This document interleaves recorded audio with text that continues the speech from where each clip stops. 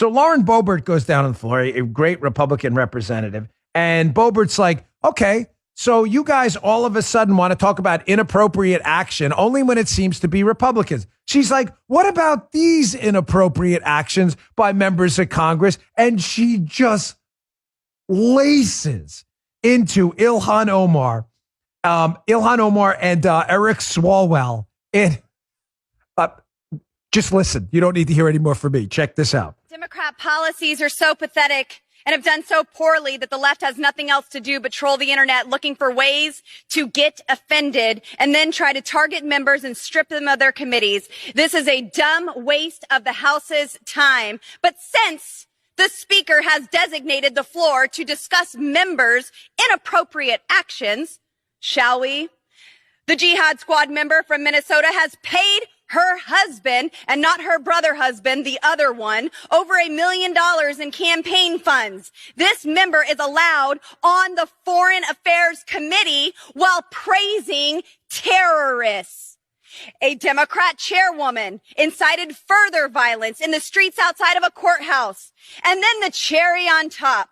My colleague and 3-month presidential candidate from California, who is on the Intelligence Committee, slept with Fang Fang, a Chinese spy. Let me say that again. A member of Congress who receives classified briefings was sleeping with the enemy. This is unacceptable, and this would never be. Time's expired. Gentleman from Florida. Simon understood. Any comment on that? He's sitting there, Joe. He's sitting there in stunned silence. You know, he's never a man short for words. He's sitting like this, and he's already seen it. I love it. The best line of the whole thing by Boebert, by far. Best line of the whole thing.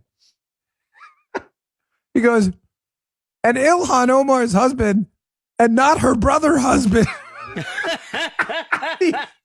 the other one, not the brother husband.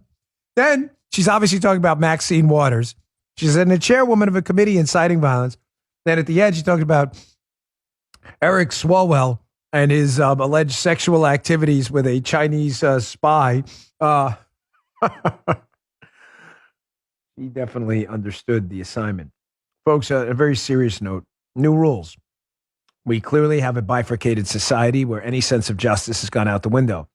If you're a Republican, and on January 6th, you were in the Capitol, whether you should have been there or not, you find yourself getting sentenced to 41 months in prison.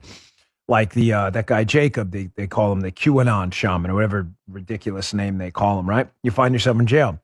You're a BLM terrorist. You burn down a city. You attack people. In some cases, you murder people. You can expect to get off.